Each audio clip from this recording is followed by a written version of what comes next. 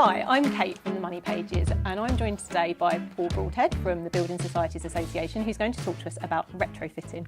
Hello, Paul. Morning, Kate. Welcome. Thank you very much. Good to be here. What is retrofitting exactly? You know, don't we love jargon in financial services? Retrofitting basically is anything that you change to when something was built, quite simply. So if you buy a house and you put a conservatory on it, that's retrofitting. If you improve the energy efficiency of it, that's retrofitting. So it's quite simply any change you make to a home, either after you've bought it or after it was built.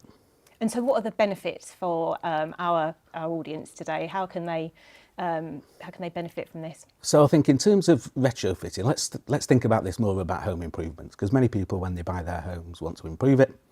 Energy efficiency is really on people's mind, not least because the cost of paying for electricity, gas and all of that.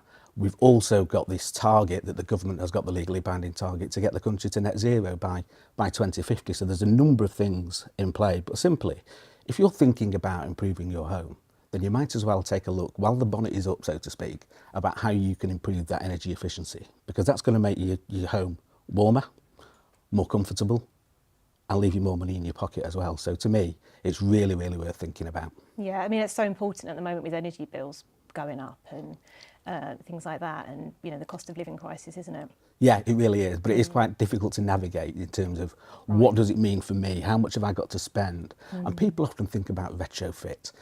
This sounds like an incredibly expensive job. It's going to be really, really disruptive, but it doesn't have to be, because as I said, it's just about making a change that wasn't there in the first place. It could be as small or as large, as disruptive or as non-disruptive as you want it to be. Okay, so can you tell us a little bit about some of the things that people can do to retrofit their home now, sort of, you know, quite easily now, you know, sort of in the next maybe sort of 6 months or a year or something like that? Yeah, well, first of all, the thing to do is to understand how energy efficient your property is, because unless you know how much your bills are today and how you can improve that, so you need to get some advice. And actually, places like the Energy Savings Trust have got some really, really good information about some of the improvements. But simply, if you can reduce drafts, so draft excluders, that's retrofitting, that's keeping your room warmer. That means you don't have to have the heating on for as long. That means it's going to be cheaper and you're not going to be any less comfortable. Some of the quick things that you can do, for example, are changing your light bulbs to LED light bulbs, really energy efficient, 90% less energy in an LED light bulb. So again, if you're looking at painting and decorating or changing something, take a look at doing that. Insulating your loft, again, you'll get that paid back many times over. It typically has a life of about 40 years. So you can do that. And again, if you've got a hot water tank, buy a jacket to put around it. It'll stay warmer for longer. You don't have to keep reheating it. So there are some of the quite simple changes you can do really, really quickly. Okay. There are larger changes that you can do, like solar panels, energy efficient windows, and heat pumps, which seems to be the kind of product du jour that everybody is talking about, heat pumps. But that isn't where you need to start necessarily. It's just about making your home more comfortable, understanding where you are today, where you can get to ultimately, and how you can sequence that to give you the best bang for your buck. So what kind of costs are we looking at for some of the smaller changes that you mentioned? Well, some of the smaller changes, you'd be a few £100 for lagging your loft and jacketing your boiler and draft exclusion. So it's next to nothing. If you're looking at decorating a room, you know, it's incrementally, it's not very much at all. If you're looking at installing heat pumps, which everybody talks about, there's two types of heat pumps, air source and ground source. Basically, one's underground in your garden and needs much more space. Air source can be put on the wall outside and is about the size of two wheelie bins next to each other. That's all that is. They will cost between 5 and 15,000 for an air source heat pump, and perhaps between 15 and 30 for a ground source, which sounds prohibitive. But there are grants available from government. The government will give you £7,500 in England and Wales towards that. And mortgage lenders as well will often give you incentives to do that, where your mortgage would actually be a little bit cheaper. So it's worth thinking about that. But for me, make sure you insulate your property, do the small things first and worry about the larger things when you're in a position to do so. Sure, and something like the smaller changes, first of all, what kind of cost savings could that make in the long run? That really does depend on one, the type of property, two, how you use it. So, I mean, somebody that's out in an office 5 days a week is going to have a very different saving to somebody who's working from home full time, particularly if it's in, you know, November to February sort of time. So it really does depend. But for me, it's not the most important thing. It will save you money. It's not necessarily a financial equation. It's about doing the right thing for you, making your home more comfortable, perhaps making that home more saleable, and also just making it more energy efficient and getting us towards that net zero place. But there's lots of, I mean, the energy efficiency, energy savings trust, sorry, will give you an idea about what the cost of any kind of measure is, these bigger ones, how long the payback period is, so until it pays for itself, and that can range anything from probably 3 to 5 years to perhaps 10 or 15 years, or perhaps even longer in some cases.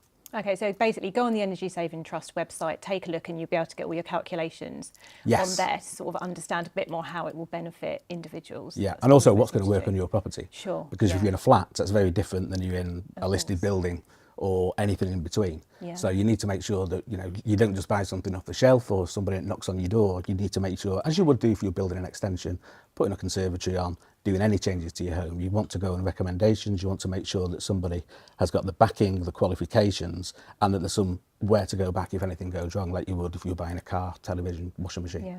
And with the heat pump, would you recommend people, how would they find the grant, for the heat pump?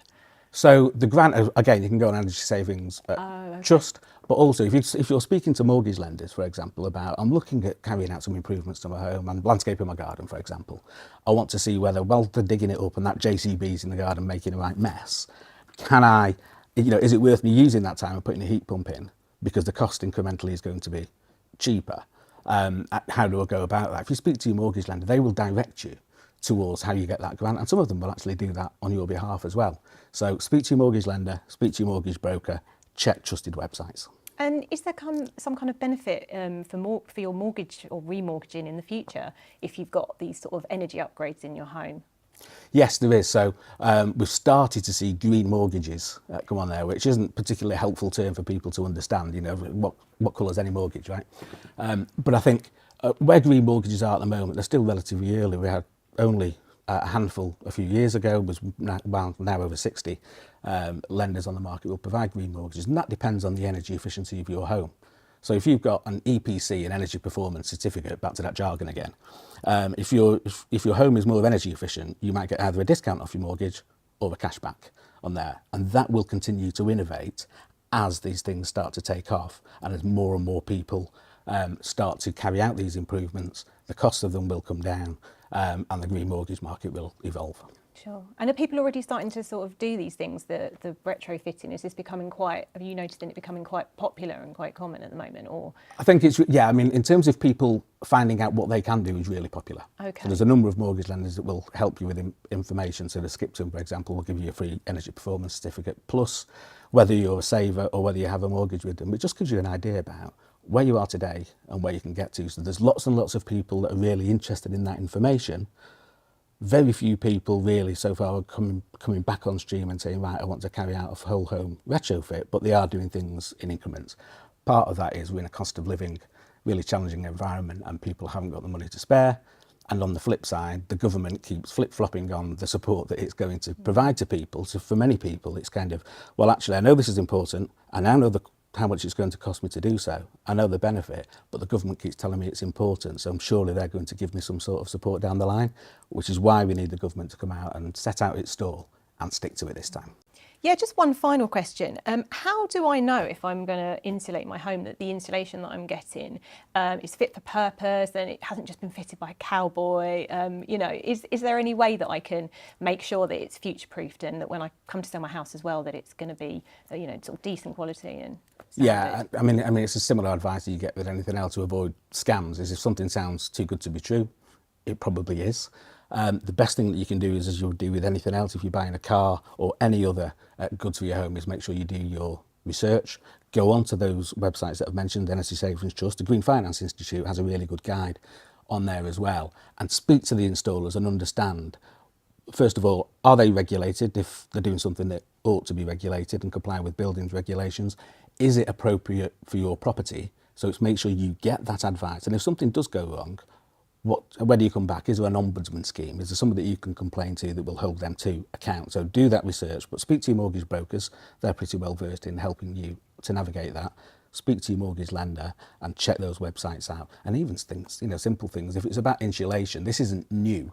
You know, we're calling it retrofit, but insulation's been around for years. You know, check a trade, and those type of websites will really, really help you because they'll have Trustpilot scores that you can have confidence in. Well, I'm going to go off this weekend, I think, and get some insulation in my house now. You've inspired me. Yeah, it sounds like a great weekend, Kate. Yeah. Anyway, Paul, thank you ever so much for joining us today. Thanks for having me. Thank you.